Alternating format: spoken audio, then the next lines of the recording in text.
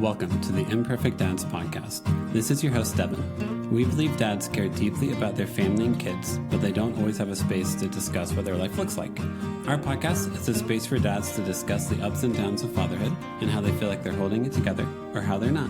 Thank you for joining us for this episode. This podcast is part of the Never a Face Network. Make sure to follow them on Instagram or go to the website neverafacenetwork.com. On this episode, we have on Joe Carr from the Dadicated Joe podcast and Serenity Kids. We talk about trying to motivate your kid to do something, being late diagnosed with autism, how that diagnosis and therapy really helped him, male initiation rites, learning how to be the husband and dad your family needs, community around that journey, learning to regulate your emotions, the damage shame can do, reparenting yourself, and shadow work. I did an episode of the Dadicated Joe podcast that you guys should all go check out. And I really do just want to say thanks to Joe for being really honest, kind of jumping into things immediately and being open with his journey of learning what it meant to be to become the dad he really wants to be. So Joe, thanks for hanging out a couple times on a couple of calls, and thanks for keeping it real. Just like one more thing. Dad, just start the episode. Oh, my bad. So, Joe, welcome to an episode of the Imperfect Dads podcast. I appreciate it. Mm-hmm. Great to be here. I'm super imperfect. Yes. So then ready. You fit the criteria. I forgot to send the questionnaire of the ways in which you failed this week. Did I not send that over? No, you didn't, but I'm sure I can come up with some. That's fair. I have one this morning, so it's good. Did you really? What was your moment? You're like, damn it, this morning. Well, I on my show yesterday I interviewed a behavior specialist. Yeah. On, like, science of human behavior. And she told me exactly how to motivate my kid to do stuff that she doesn't want to do. And then this morning, I just completely did the opposite. Basically, she said it's all about sequential. It's like basically all of human behavior science can be wrapped up in the statement that humans do stuff because they want something. That's like the fundamental principle. So you figure out what a kid wants, and then you put the thing you want in between that and the thing. Yeah. And so it's all about sequential. So today she wanted to play. I knew she needed to put the chairs back that she'd moved, and she needed to brush her hair. I was like, okay, this is great. She should do that, and then we should play. And she's like, no, we'll play first and then I'll do it. And I was like, okay, guess what? Those chairs are still out? She did eventually do it, but I took every other tool I had to get her to do it, and tears I mean, it was just ridiculous. I was like, I knew better than this. I just got trained on this, and then there you go. In that moment, I try to do it correctly, to do the actual pattern, because as an adult, I had to learn that. Because like as an adult, I would be like more like, well, I'll eat the candy first, and then I'll do the reward first, and then I'll do the work. And like, at 38, I'm like, no, you won't. Stop lying to yourself. Go, Don't sit down and start zoning on your phone, reset the kitchen, like wipe down the table, and then do that. Because the second I sit down and start zoning on my phone, it's been 30 minutes, it's been 40 minutes, and then I don't have time to do the one thing that actually, like the responsible thing that makes me feel good about myself and like I'm being responsible. Yep. So, got to figure out what we want. Put it in the way. So it was a good episode. I learned a lot about how to motivate myself, how to motivate her. Now I just got to actually do it. Yeah. Well, I mean, some of that's just like unlearning habits, I think, because it's easy to assume like, oh, I bet you we can do the fun thing first, and then we'll go do this real quick. And it's like, no, if you start fun stuff with the kid, why would they step away from fun? They don't want to. Yeah. She keeps her promises a lot. About 75% of the time, she's pretty good at keeping her promises. So I like to trust her to keep her promises, but then then she doesn't. So it's like, then, and today's like today where she's like, I promise I'll do it. I really will. And it's like, she did technically do it. She didn't say, oh, I'll do it really easily. I'll do it without being asked more than once. Yep. But then it's like, if she just breaks the promise, what is my recourse? Like, I have no recourse. Now I've already given away any kind of motivation I had. So I have to come up with new motivation, and it's frustrating. It breaks the relationship. And so now I know, like, play after hairbrush and stuff is put away. That's like we go through this every morning. Get dressed, eat breakfast, brush your hair, then we play. Yeah. And it's crazy how fast she does it when there's something that she wants. And how slow she'll do it if it's now it's time to go to school. Oh, the longer I brush my hair, the less time I get in the car to go to school. So, it is fascinating to realize what motivates your kid and what consistently motivates your kid. Because I feel like one thing of motivation will work for 1 week, and then the next week, like, actually, I hate all of this, and you're like, man, I just created a system. Come on, I'm trying. They just change. They just grow out of shit so fast. Yep. Yeah, and we don't use any punishment or reward, or I mean, I try not to use reward. Yeah. I know the like do stuff because they want something can sound like a reward. So it's not really about bribery; it's about sequence. It's just like we do this after this, which is different than you do this because you did this. So I try not to do that, though. I still fall into that. Never use punishment. Don't believe in causing kids suffering, and the evidence says it doesn't work. Correct. So without those two tools that many parents rely on, everything's a negotiation. Yep. That's what we do too, honestly. I mean, like, it's, because I think punishment is the word I think of first also. I know I'm trying to teach consequences. So it is like, hey, if you don't actually go brush your hair, if your teeth aren't brushed, then we miss the bus. Now I've got to drive you to school, and here's what this morning looks like now. If you like, I just want them to understand the sequence, the pattern, the reality of it, because like, as an adult, like, oh, why were you late? Well, it's because 30 minutes ago, I didn't realize if I don't do this right now, then I'm going to be late. And if I'm late, then for a job, I might get in trouble, not in trouble. I might have consequences I don't want to deal with. But trying to get out of the reward or punishment mindset is really hard because that's an easy way to teach. But like, as your kid gets older, like you have to find out what motivates them. It's an easy way to manipulate. It is too. Yes. Control their behavior, but it doesn't always work because the punishment or the reward has to get bigger and bigger each time, or it just gets numb against it. But like manipulating, controlling my kid isn't what I want. I want to teach, as you said. I want them to be intrinsically motivated. I want her to learn that she does things for her own goals, her own reward, and not just to avoid any kind of punishment or to get some kind of reward from me. And it also keeps me from being in that enforcer position. I want my kid to have like a trusted guide relationship with me. Like, oh, I bring things to you and you help me guide me, and I trust you to give you advice. And if I'm the enforcer of rules and the punisher, like that breaks that and keeps her from being honest. So she basically never lies. She has no reason to lie because there's no punishment. So she's, essentially never lied. I lied all the time because it would avoid punishment. Exactly. So that taught me to lie, basically. Yep. Well, I think it's like, I don't want my kids to appease me. I don't want my kids to people please me. I want them to be able to sit down and be like, hey, here's why I'm doing. I want them to like know why they're doing something and communicate it is what I want to do. And then make that part of the relationship. Because like, even if like, if one of my kids, like my middle child is like, zones out a lot, like we'll be like, hey, go get dressed. And we walk in and she's like sitting there staring in the mirror and we're like, hey, come, you're supposed to be getting dressed right now. And then like, if she does that a couple of days in a row, then I'm like, hey, just so you know, if you need time to zone out, I've just got to wake you up earlier. So whenever I start waking you up 15 minutes earlier, it's because if this is how you get ready, we just need to build in more time, and not to be like, how dare you not be ready yet? How dare you do this? It's like, oh, this is who you naturally are.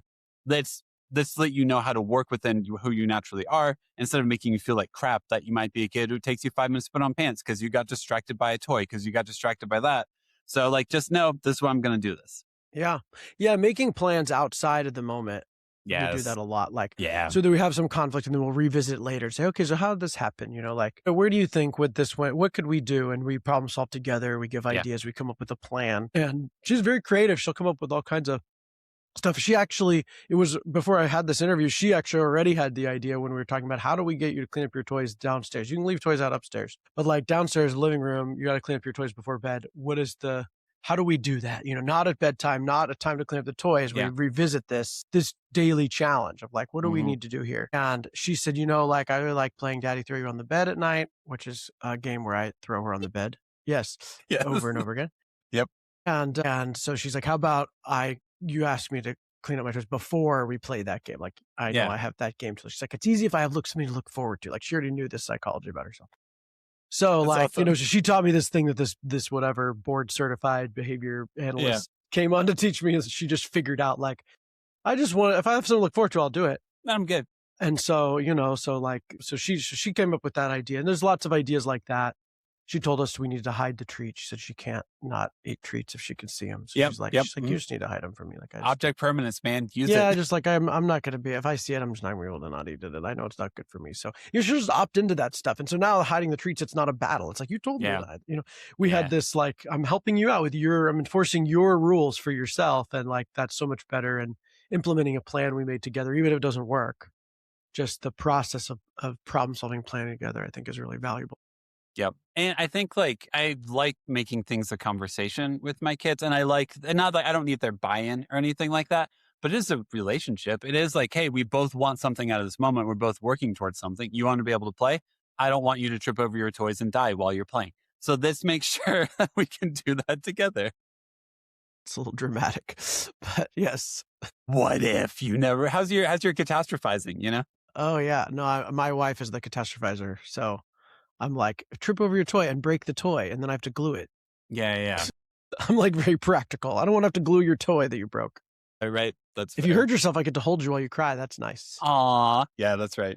But Yeah. no, I think that's cool. Or I would like to think more parents are aware of the fact of like, I don't want to manipulate my kids. Like I don't want to. And like, it's really easy to, because you have all the power. So give up some of that power. And I think it creates a healthier relationship. Yeah. And ultimately easier, because in the long run, in the short run, it's like, oh, I can trick them into doing this thing and they'll do it.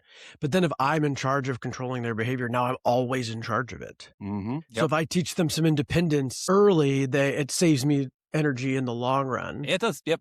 And so that's just pure self-motivation, is like, I know this is going to be easier later, but let alone being motivated by my kid growing and being healthy. And that's another big motivation. It's like, okay, well, maybe it's harder for me in this moment, but like, it's good for my kid. And, that is important to me, that I raise them right and set them up.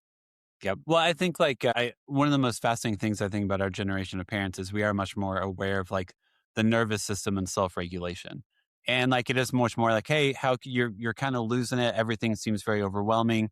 How can we teach you how to calm yourself down, how to regain control? Because in this moment, you feel like you don't have control, but actually there is probably some way for you to feel like you're in control. So how do we do that? As opposed to like, I don't know, I've talked to some dads where their parents would be like, hey, go back to your room until you're able to smile and come back out. And I'm like, that's not self-regulation. That is shame and guilt, and you're not part of the family. Repression. And that is, like that's bad. That's real bad. I remember learning emotional repression at 5, so I could go back to the dinner table, because they're like, come back when you're happy. Yep. And it's like, that's not how this works.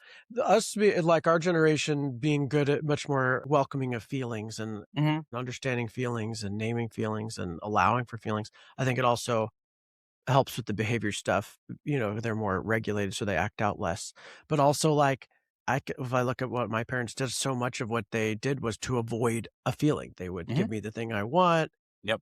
Because they were afraid I'd cry, or like if I cried, they'd get mad and they'd punish me for crying. And it's like, just like, let me cry. Yeah. And then it's all done. Yeah. Like, I don't have the thing, I cry, it's sad, I don't have my thing. And then it's over, but like, so with my daughter, my mom has the hardest time with that still, of like, you gave her what? She's like, yeah, well, she was going to cry. I'm like, let her cry. Let her cry. Yep. It's like, she still has a really hard time with this idea of like, oh, I can just let her be sad. Like, that's okay. Like, yep, pretty much. It's normal. Well, it's also, I think, a sign of like, I mean, our parents were raised by like World War II vets, or people who lived through the Great Depression. We're like scared. Like it just wasn't allowed. Like, it is genuinely like, I mean, their parents never allowed them to have an emotion. So then that naturally trickled down. And even them, like, it was probably growth, how they raised us.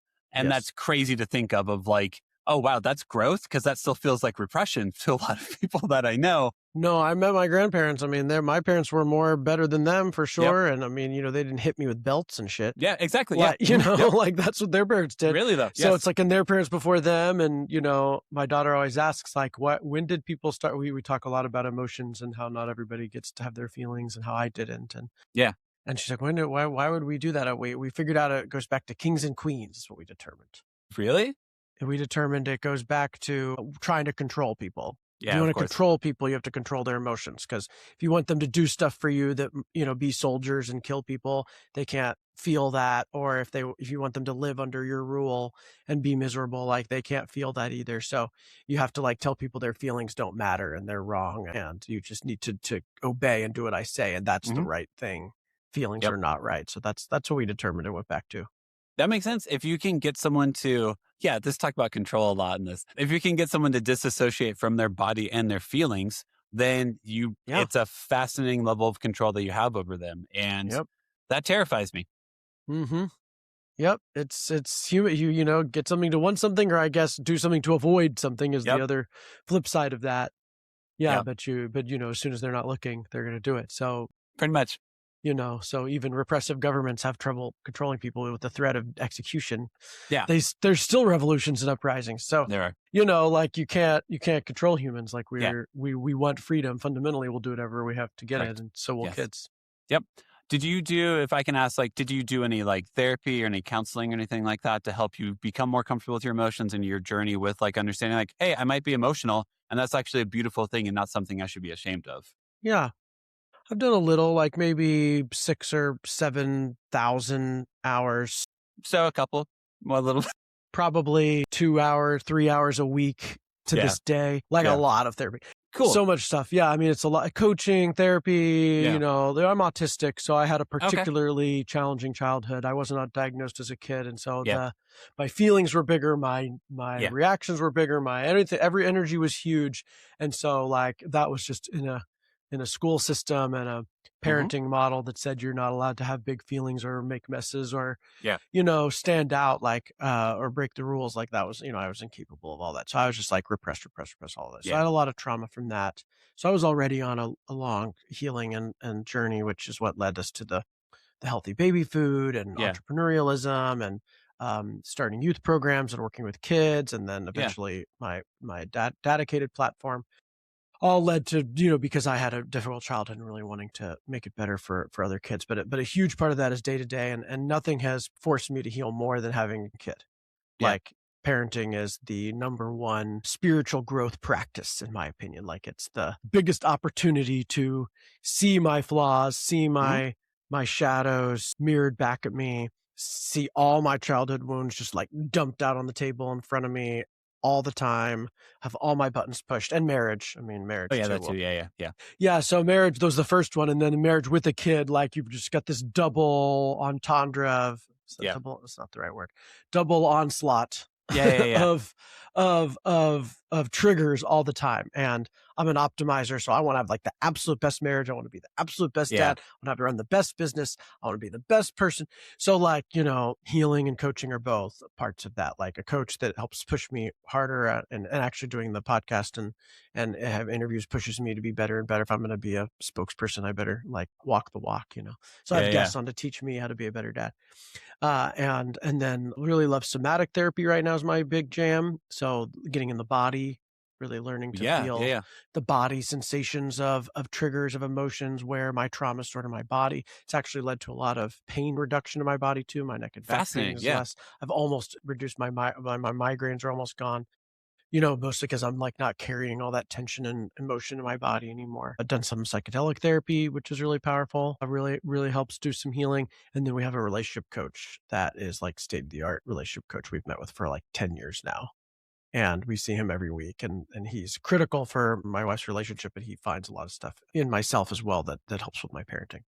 Yeah, I am so happy that you're leaning into it. That an area of your life that has caused a lot of pain, a lot of discomfort, a lot of you probably questioning who the hell am I, that you are doing the work to be all right, man, I know I'm good. I know there's goodness in here, regardless of what a school system told me, regardless of how I felt as a kid, there's good here. So let's uncover it. Let's find the good. And I think being aware of how tense your body gets whenever you encounter things is really hard to be in tune with. And I think also I find it fascinating as a man because, working out, being a bodybuilder, all this stuff is so masculine. But then it's but how does your body feel? And it's I don't know. I'm just here to abuse it. And I'm no, that's not be in tune with your body also. What can my body do is the question rather than how does it feel? And that's how I've lived my life. What can I do? How much can I accomplish? Yep. And I try to enjoy it. And I'm what is that enjoying? Yeah. Why am I not enjoying this? Because enjoying is a feeling.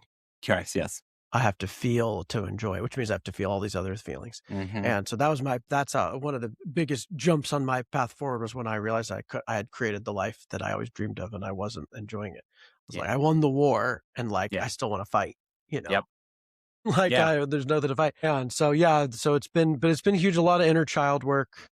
So, there's a 12-step program called Adult Children of Alcoholics, which works for any adult children of dysfunction. They don't have to be from alcoholics. And it's all about inner child work. So I have an episode on reparenting my inner child while I'm raising my current child. And now my daughter's picked up on it. One of her favorite games is I'm little Joey at 9, which was I asked her the other day, why am I always 9? She's because you told me that was your hardest year as a kid. I'm like, oh, Okay. She remembered that. Yes. So I'm 9, which was my hardest year. 3rd grade was awful.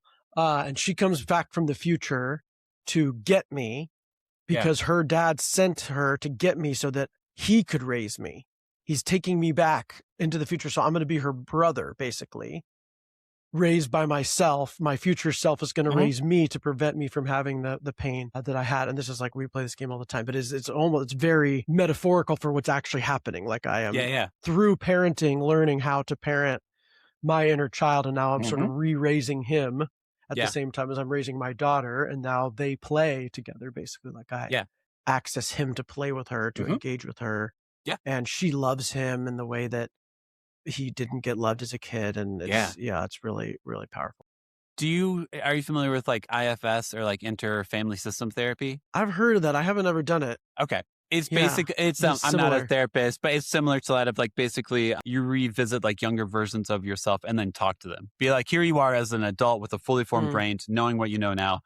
If 9-year-old you was really hurt by your existence, can you talk to that 9-year-old you? Because I think the belief is that whenever you encounter something, your nervous system goes back to that version of yourself. Yeah. So whenever you get reprimanded, when something happens, you go back to 9-year-old version Joe, and then you're oh God, I don't know how to proceed. And you're actually, dude, you're not 9 anymore. You're actually a grown adult now. So how do you communicate with that version of yourself? Basically, what you just said is how do you talk to that version of yourself and be hey man, actually, you're safe, you're loved, you're beautiful, and you got this. But you also know that part of you doesn't believe that. Yeah, it's okay to have your feelings. I mean, I talk to him all the time, just like I talk to my daughter. I just use the same tools that I use for my daughter's feelings awareness to talk to him. And then ACA has a lot of that, writing letters Yes, to them back and forth. And then in psychedelic therapy, I've hung out with him, and done different things. So I've done bits and pieces of that through different ways. I'm also really involved with the Mankind Project, which is a men's community of men that are teaching man values and recreating manhood initiation. Okay. And we do a lot of the family systems work in that. So a lot of talking to a teenager, talking to the inner child, the different archetypes like the warrior, the magician, king, lover, and how we work with those parts of ourselves. And so that works really cool too. Yeah. Have you explored I know you have a daughter, but have you explored male initiation rites or anything like that? Yeah. So Mankind Project, we do it. We we initiate men into men, so we've lost initiation in our culture, and it's a really huge gap. So we have a society run by boys. They say we don't have patriarchy, we have poorarchy, which is rule by boys, and boy values is competition and control, all and ego, consumerism, it's all ego. Ego and pleasure seeking, and all these boy values versus man values, which is integrity, honesty, purpose, vulnerability, mission, power. These are man values. And so Mankind Project seeks to essentially initiate what are essentially adult boys into men, and then teach these man values. And then we have these circles. We have this 3-day initiation weekend that mimics traditional initiation practices, but with a lot of modern psychology, a lot of Jungian psychology. And we already have all these wounds. So traditional initiation there was a scarring or a physical wounding that would happen. There was. So we don't do that because we already have those. So we just access them. So we just bring men down into the depths of the pain they already have, and really face that in a really strong container, and then come out of it stronger and lighter, and then replace that with these man values that we teach in these weekly circles that we can be a part of forever. And, and it's really, really, really transformational work. Yeah. Yeah, it's awesome. I haven't I have read books on it. I'm familiar with the whole concept and everything. Because if I think male initiation now is did you graduate high school? Did you go to college? Or did you have a kid? And those are markers of growth and potentially growing in some way. But you do actually need a guide. You do need a community. You do need to acknowledge what's wounded inside of you, which yes, in the past, it was a physical wound. It was literally hey, we're going to go in the desert. You're going to do a vision quest. You're going to be physically harmed in some way. and then go out into the wild. And like, I'm glad you guys are already like, we're already wounded. Yeah. we're already hurting. So let's not create more wounds to fix. Let's deal with the wounds we already got is pretty freaking awesome. Because otherwise fatherhood is the probably most popular initiation. But, initiation was always done by men. The men Elders. of the tribe would bring the boys and initiate them, and they'd come back and join a community of men. Correct. So it's always done in the community. And so that's the biggest. Fatherhood can be a really powerful initiation, but the problem is it's isolated. We're with a woman, like it's like us and a woman, which is women cannot initiate men. Yep. Like they were not allowed to come to the initiation. It was a secret. They didn't even know what had happened there. And so, we're now trying to basically learn parenting, learn our new selves with or from our female partner. Yeah. Which is just not natural at all. And sort of being surrounded by other men and other dads is absolutely critical and yet so hard to do. I mean, you had to start a podcast to meet other to create male friends, dads. yes, but I mean, you did too. So I mean, yeah, right, yeah. So I mean, that's like when a friend of mine says they're pregnant, I'm like, meet other dads, meet other dads. Yep. Like start a dad community ASAP, like absolutely critical. And these platforms serve as a surrogate for that a little bit. It's something to get wisdom from other dads. It's not the same as men in your life, but correct. I think that's one of the reasons we do this is to help guide other dads through this process. But it is initiation. It is like, it's a completely transformational. It's not just, I'm myself and I have a kid now.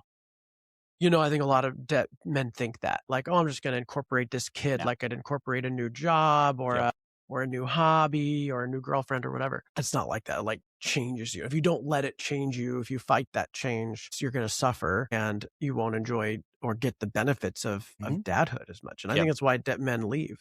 One of the reasons biggest men leave is they won't let it change them. They see it changing them and they freak out and they're like, I got to get out of here. Because they think they have to do it on their own or because they're going through such a drastic change. Because to me, fatherhood completely destroys your identity, like in all the beautiful ways. It shatters what you think you're supposed, like it shatters and makes you reprioritize, or it should. And then if you add on top of that, I mean, like to me, like, my wife, she was pregnant 3 times, nursed all 3 kids, like her body's already doing a million things while she's dealing with her own identity. Like, who am I and all of this? And then for her to be like, can you figure me out too, to your wife is going to be like, no, go find some friends. Like I'm already in this, like, I want to go through this journey together, but I don't want to be responsible for your journey.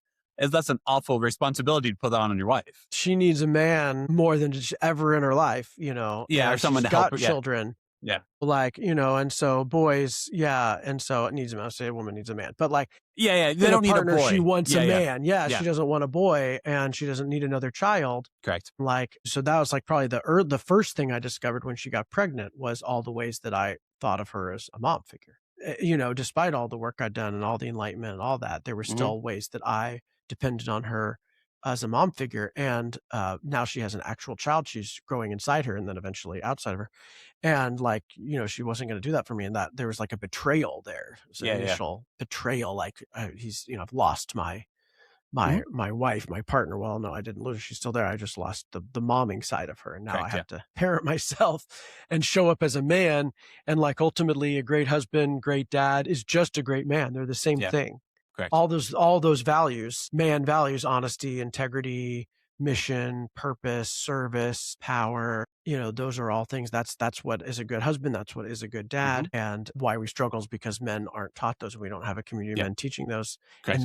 And then if we act like boys and women and other people keep treating us like boys, then it's even worse. Yep. So societally, we keep treating men like boys. We try to guilt trip them into being better dads. We try to criticize them. Yeah. Like you would a child. Yeah. And, you talk bad about them, try to manipulate them. And like none of that works. Like you got to treat dads like men and if you want to be a great dad, be a great man. Yeah, pretty much. Because I personally believe like you already have it in you. Like I believe everyone has a kid has the ability to be the dad they want to be. But they do need to be looked at and be like, hey, you can do this. But if then they're like, okay, I'm going to go figure this out on my own. I'm like, no, not like that. Because then you're going to repeat patterns you don't know you're doing.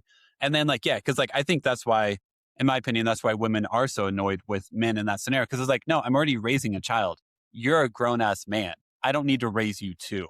So like, go do the therapy, go do the work, go figure out how to parent yourself. And they can't teach you how to do it. So like, I want you to do this. Well, how do I do it? I don't know. Why would I know how to do that? Why would I know how to? Like, it's just different. So yeah, right. And they're like, well, then where do I learn? Like, well, not from me. So that's the first step is you got to go find other men. You got to find your own thing, and that's like part of that rite of passage. Like you're in the wilderness with no food or water. You better figure it out. Mm-hmm. And, if you can figure out how to get yourself right and independent, then you can be a great dad and a great husband.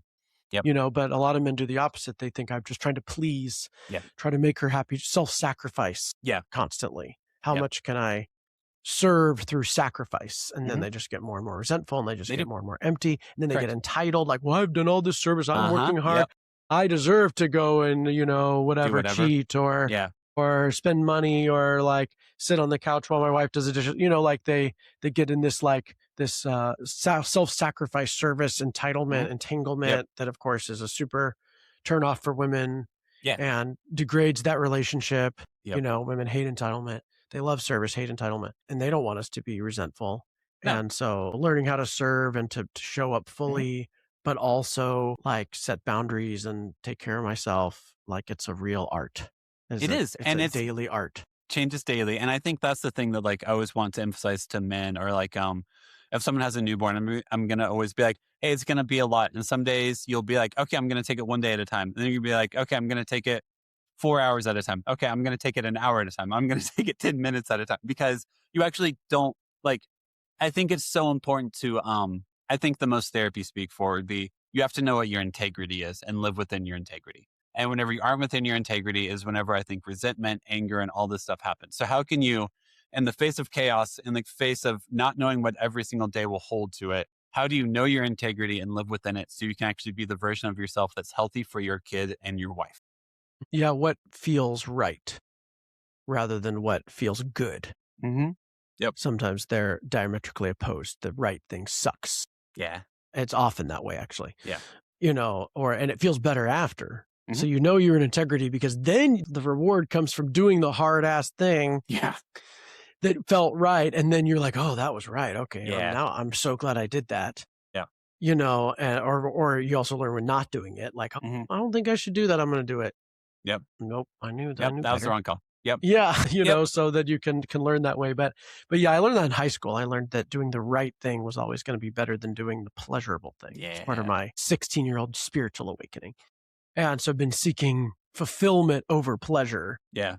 And I think that set me up well to be a dad, because there's incredibly pleasurable moments, but it's a lot of struggle. Yeah. And feeling, but righteous struggle is a man. Men, we have righteously struggled for years, going to war and working hard long days and sweating and using our bodies and building shit and standing in front of a bullet for our family. Like that's a man thing to do.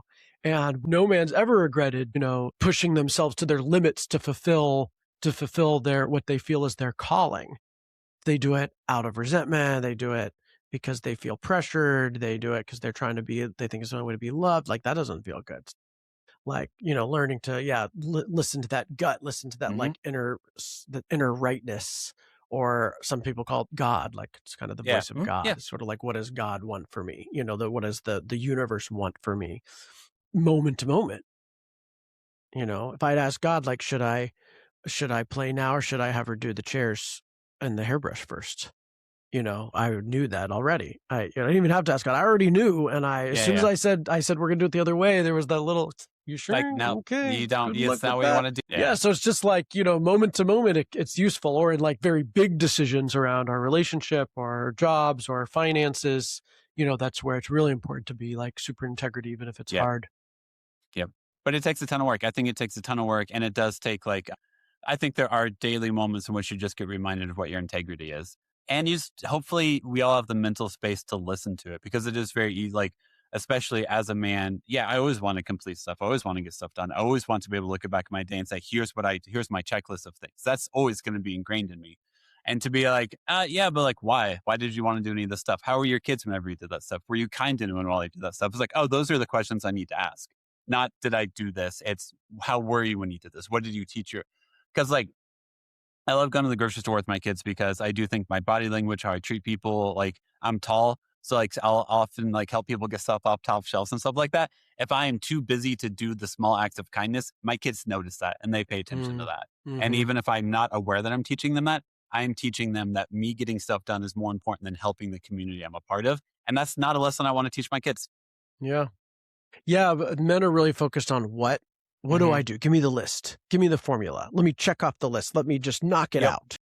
Yeah. And, that is we're trained that way in work and, productivity. Like, let me just check it off. And this is what we think of this as service. We think we're serving if we check off the list, and then somebody should be grateful for us for checking off the list.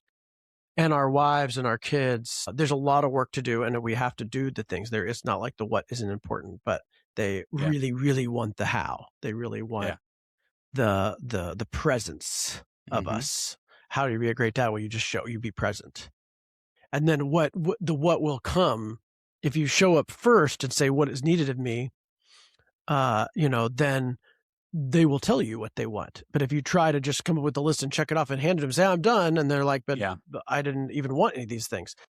And especially if you're too tired to put attention on me, like forget it, burn that shit to the ground. I just want your attention. Yeah. And so like, that's where it's the most hardest thing to learn is like, I've had to learn how to be present, how to show up, how to just be there, how to put my attention out. And if I'm super tired because I've worked a bunch or I've self-sacrificed, and I don't have any attention left, then it's really hard. And then they want more of my attention. I'm mad at them for that. Yeah. And so it's, being the presence is like a really key thing to learn. Yep. I should tell more dads whenever they have a newborn, if they walk into a room, just ask their wife, what's the most helpful thing I can do? As opposed to assuming, the most helpful thing you can do. And even as your kids get older, but I remember that being moments of like, whenever I worked and my wife would be home with one of her kids or both of her kids, I would come home and be like, oh, this is how I'm going to be most helpful since you've been with the kids for like a long stretch of time. And she'd be like, no, I don't want any of that. And I'm like, oh, so if I would have just walked in and said, hey, I just got home, what's the most helpful thing I can do? Would have been better? Yeah, it absolutely would have been better. Okay, cool. So you also have to walk into every room knowing you can figure out how to make things better, but not assuming you know the exact way to make things better is a very delicate balance. Yeah, also. It's a fine line for sure. Yeah. My wife would hate if I asked her what to do. She'd want me to notice, Really? Well, it's not that. It's more to be like, hey, I'm getting home. Where you're at mentally. I want to be helpful. How can I serve you today? What's the best way that, like, here's what I thought would be helpful. Is this going to be helpful? It's like the very direct, like, hey, it seems like you guys can be hungry. Do you care if I go and start dinner, or do you want me to do something else first? It's more like how I communicate it. Yeah, there's a kind of a baseline that a lot of men don't have yet, which I love the fair play system of household management to help teach men all the different tasks so that women aren't in a position of teaching us how to do the household, and which sucks because they were taught and we weren't. So somebody's got to teach us. Yep. They don't want to teach us. They don't know how to teach us. They don't even remember being taught. It was taught so ingrained. young. Yep. And we were just not taught. And so it's like, we don't even care as much about it. We weren't even taught to care, let alone to notice. Right.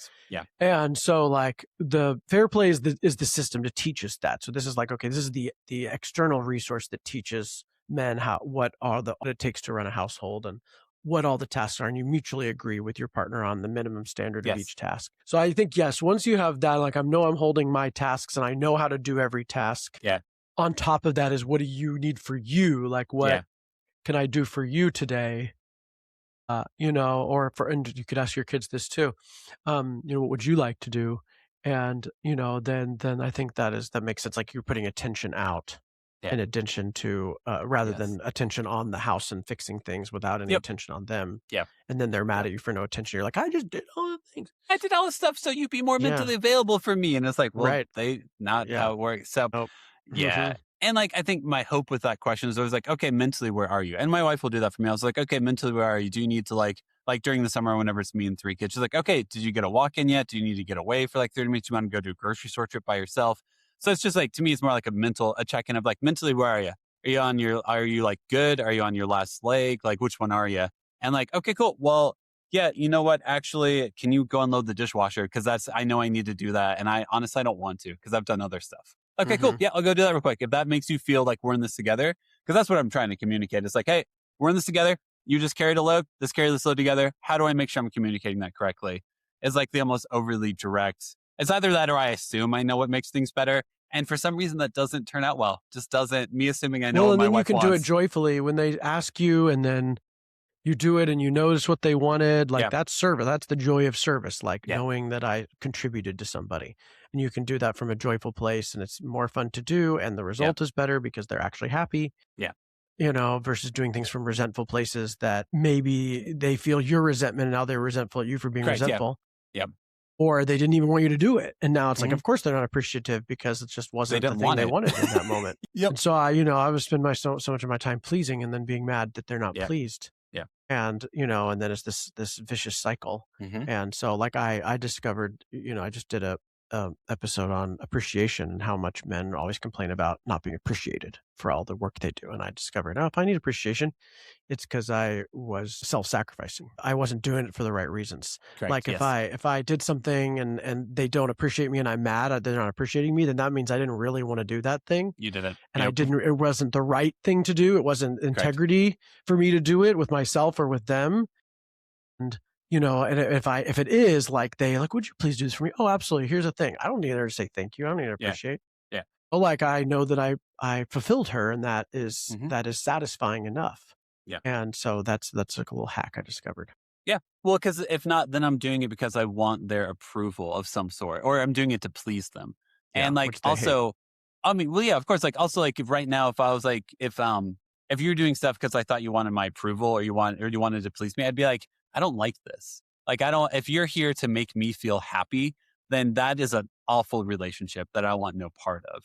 And then I have to figure out how to communicate that to you. Yeah, well, it's needy. Like, it comes off as needy. It's like and now it's I'm paying for the task. It wasn't free. Correct, yes. Like now I owe you this approval, this thing. And so like that becomes transactional and that's a turnoff. Like it's not how I'm good. Yeah. And like in any relationship, if I think someone wants something of me but isn't willing to be like, because I also think it's okay to be like, hey, when I did this thing, I want more. I'm for some reason today I feel a need for your approval on how I did this. Like, oh, cool, let's talk about that. Like, where are you at mentally? How is our connection bad today? Because if I need more approval from someone, it's because I don't feel connected to them, right? And I'm assuming getting their approval will lead to connection and intimacy in some way. So like, am I able to step aside and admit that and then say that is not something I'm going to act like I know how to do, but I know that's in me some days. It's like, oh, I want your approval because I assume that leads to connection. And I want to feel connected to you. Yes, I see that. So I wanted connection. So I found a task that I think you would want me to do. I do it because I think that'll earn your love. Yeah. And then I display it for you. Yeah. And you're like, what? What the hell are you doing? And I'm like, I need your approval, appreciation. That's the path to connection, right? Like I did this thing so you would approve of me so that I would be connected to you. Yeah. And now it's the opposite. Now they're not approving because they didn't actually want it, or it wasn't done right, or they don't like that version of you. Also, or they just didn't want me to do it for their approval. Like that, it's just ugly. It's just like it's just a turnoff for them. Just very boyish. Look, mommy, look what I did. Yeah, it's look at my drawing I made for you. Yeah. Oh, great, sweetie. You're I love 38. that. Yeah. Like, no, they don't want that. They want, they like wanted me to be in my power. So I think she's probably more turned on by me telling her no to something. Yeah, I gotcha. Than by doing a thing that is not right for me to do in that moment. Yep. But I think it's important to know, because with like self-sacrifice stuff like that, I think ultimately it's just trying to figure out like, what am I trying to get at here? And being honest with yourself. It's like, why am I self-sacrificing? Because I want to love my family and I assume this will communicate love to my family. Okay, cool. Your family doesn't want that right now. Okay, but I need them to know, I need to feel loved by them. And it's like, okay, there's other ways to do that. And I think whenever you assume self-sacrifice, people pleasing or something like that is the only way to connection, it's like, no, there's actually a lot of depth here. So take a step back, admit what need you think needs to be met in this moment, and then figure out how to get to there besides the needy, lonely, gross version of yourself that you don't even want to be, but you are being for some reason, right? Yeah.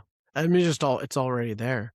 So just like trying to open my system to feel the love and appreciation that they all already have. It's already for there. me. It's already there. Yep. It's right there for the taking of, I just let myself have it. Correct. But that's a presence thing. That's not a doing. What do I do to feel their appreciation? Well, you don't do anything.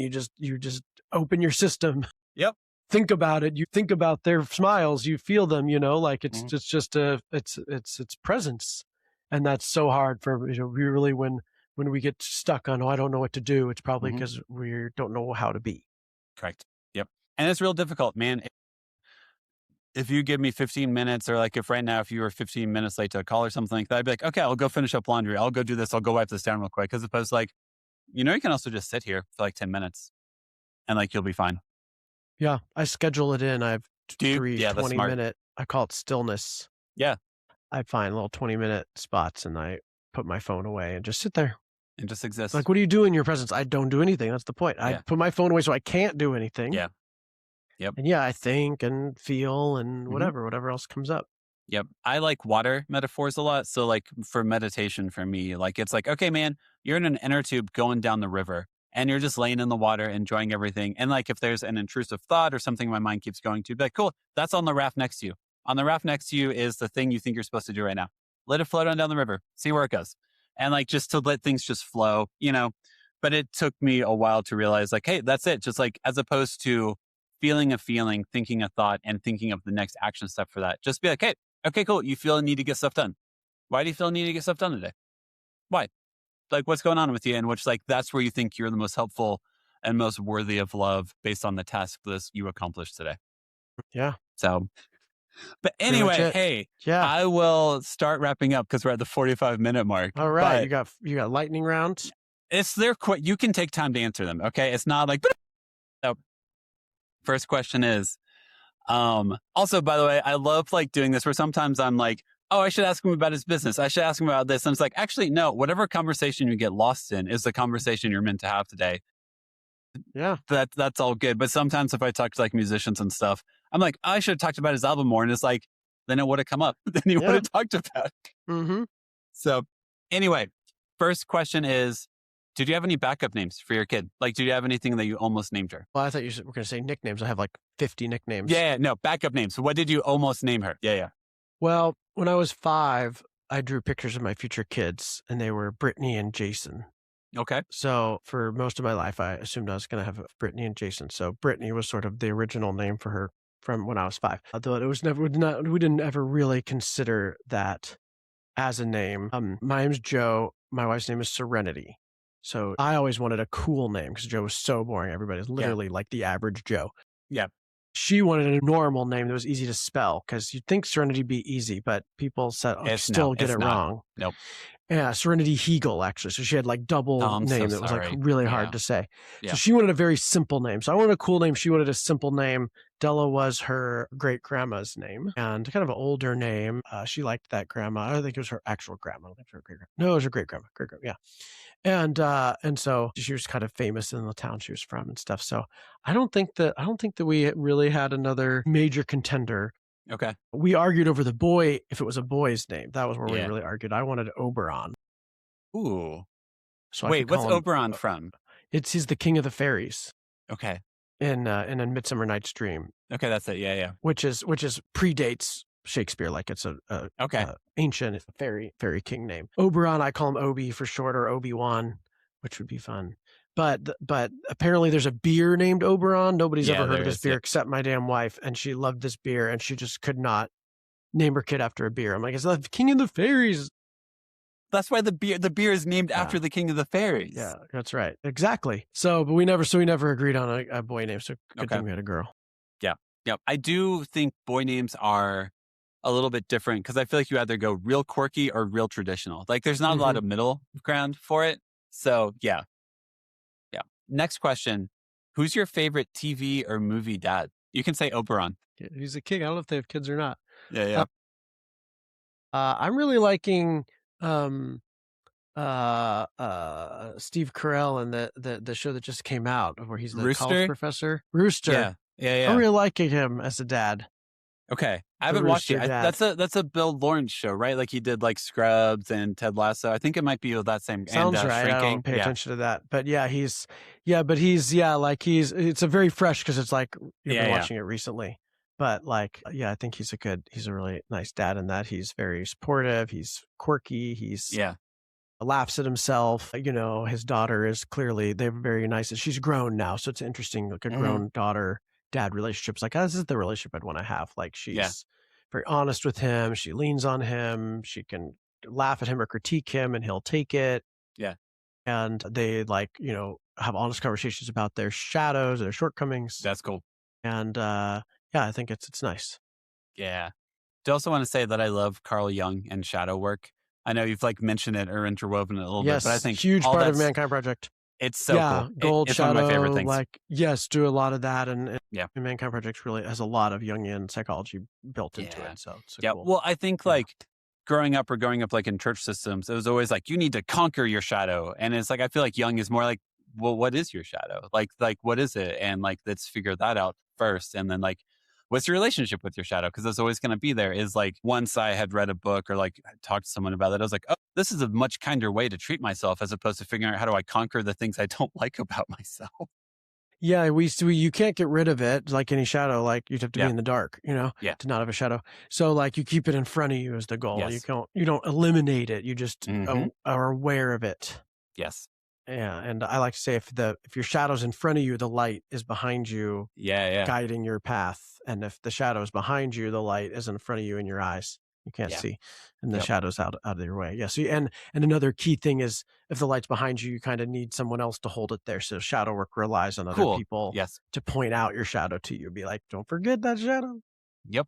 Sorry, that was my side tangent on shadow work because Yeah. it's whenever you find someone who knows it and like has done work on it, you're like, there's so much grace and so much kindness you give yourself once you start doing shadow work. And it's Yeah. really cool. Yeah. Next question. What's your replacement curse word? Or do you have one? Oh man. No, we just. Or do you I just say the cuss. curse word? I just cuss in front of her. She knows all the words. She knows when not to use them. She'll repeat them back to me. In a sort of cute way. Yeah. But I never replaced them.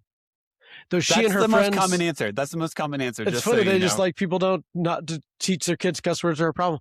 I mean, like her and her friends invented "what the hecky doodles." That's so cute. What the hecky doodles? So now we all say that because it's like her That's invented. cute. That's her really invented cute. exclamation. Yeah. Yes. Well, I think, most parents I know are more like trying to teach their kids like when not to use words, because that's more important than being like, don't ever say this word. It's like, oh, you're going to say that word the second I turn around, as I think Yeah. what all of us know and understand. So like, hey, when you do this, here's when you don't do this. And if you do it at school in front of a teacher, here's the phone call I'm going to get because you use this. Yeah, let them know the consequence. Nana doesn't like the word, so I tell her Nana doesn't like those words. And like probably at school, you got to teach her the potential consequences. Yeah. And we don't ever use them in anger. Yeah. We don't cuss at each other. Yeah. So it's different when it's like a casual thing. It's just another word, But today she got she's been into American Girl dolls, and she got a real one. But then yesterday, she talked my mom into getting her this a next generation doll or something, new generation. They're basically like, she's like, it's basically American Girl dolls, but a little crappier.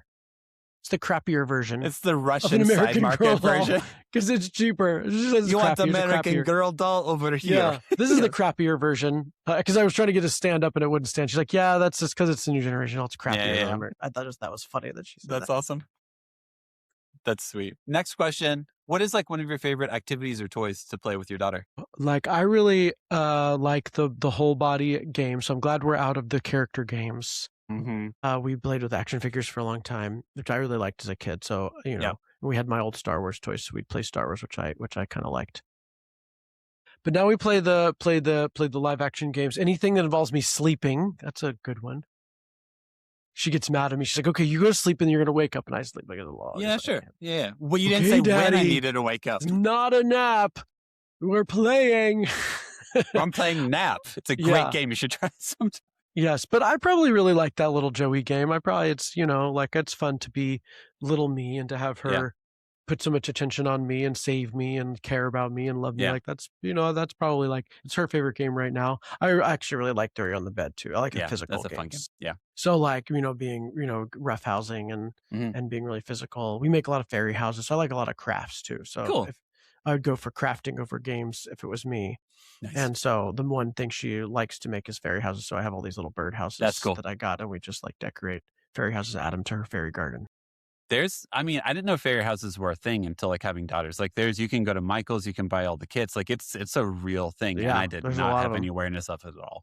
Yep. I get these really cheap bird houses on on Amazon. They're like little, you put them together. They're like Yeah. six walls, and you clip them together with a little bit of glue. They assemble really quick, and you can just paint them or glue stuff on them. Yeah. They don't last very long outside. They get moldy and they fall apart, and but like they're fun to make. Yeah, they are. And then last question for you is, what's like your go-to parenting advice to tell a dad? Like if you know someone is about to be a dad, something like that, they ask you like for advice or, parenting tip, anything like that. What's your go-to? Yeah, we've covered a lot of them here. I mean, community of dads, critical, must surround yourself with other dads, presence, learning how to be with yourself, let it work you, let it be the thing that grows you up, that be a spiritual growth. Like don't resist the struggle, like embrace the struggle like you would heavy lifting at a gym, like it's a heavy weight, but it makes you super strong. So like embrace it every day like you would go to the gym. And then ultimately shame, like if you're avoiding shame in yourself and in your kid, then like that's like 90% of the battle. Like if your kid can grow up with as little shame as possible, they will become great. I think shame is the enemy. We're naturally wired to grow and become great people. Like we don't have to, we just have to get out of their way. So in my opinion, most of the biggest thing to protect your kid from is shame from the world, and especially in your parenting. Like we were parented with shame. And so that if there's one thing we need to do differently than our parents, it's we've got to get that shame out of there, because that is the enemy. Yep. And because how much of therapy work or personal growth is acknowledging your shame, not dealing with your shame, coming to terms with your shame, understanding the origin, like God, shame and guilt is like pretty much all learn of to the love yourself conversation. again. I mean, shame is like self-hatred, it's like and so it's like learning that I'm worthy and I'm okay. Mm-hmm. That interferes with relationships, with them following their ambitions, with good behavior, with responsible, with health. I mean, everything, it starts there. So that's like number one. Yeah. If there's no shame, you're good. Yep. Why did you do this? Because I don't think I'm a good person. Okay. All right. That's brutal. Terrible motivator. Terrible motivator. Thinking you're a piece of trash I've never done good things when I think I'm being a piece of trash. It's just kind of how it works. Makes you easy to control by the king. Yep. It does not make you an independent, loving, contributor to society. Yeah. Like definitely crime and mental illness and addiction and all these issues start with shame. So usually, this idea that shame makes us better, like is the or safe. It keeps you safe in some way. And I'm like, it kept me controlled. Yeah, that's about it. Yeah, that's about it. Yeah, complete opposite. So no shame, you're good. And then last thing is just like moment for self-promotion. So like your Instagrams, your podcasts, how do we find you? All the stuff you got going on, all that good stuff. Yeah, so we have a baby food company, which we didn't talk about, but myserenitykids.com is best baby food on the market. So if you have babies, pouches, puffs, formula, all that, absolute best of the best. And pretty much all grocery stores, you go to the baby food aisle, you'll find Serenity Kids baby foods. They're meat and veggies. And then Dadicated is my dad platform. It's Dadicated Joe on YouTube, Dadicated Joe, Spotify, Apple podcasts, and all social channels basically that I've ever heard of. That you know of at this time. Yeah, except for the brand new ones. But like all the major ones / at Dadicated Joe. Yeah. You get the daily tips and tricks. You've got your episode up there now.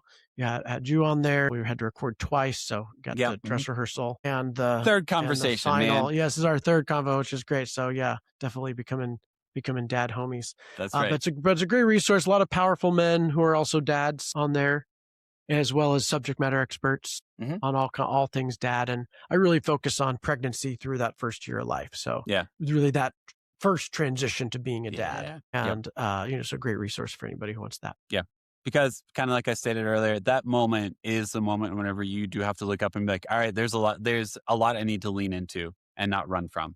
And if you can make people aware of that, of like, hey, here's what you're going to face. Here's the questions you're going to start asking yourself. Here's the distance you're going to start feeling.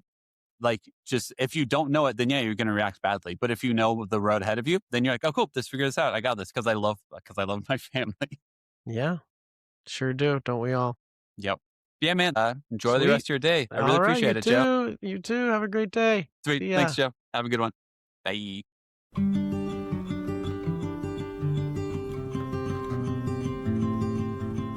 Thank you so much for listening to the episode. Make sure to follow us on Instagram, TikTok, and YouTube at the Imperfect Dads Podcast. And make sure to give us 5 stars wherever you listen to us. Music, editing, and production is all done by me. Make sure to tune in on Mondays and most Thursdays for new episodes. This podcast is part of the Never a Face Network. Make sure to go to neverafacenetwork.com to learn more about them.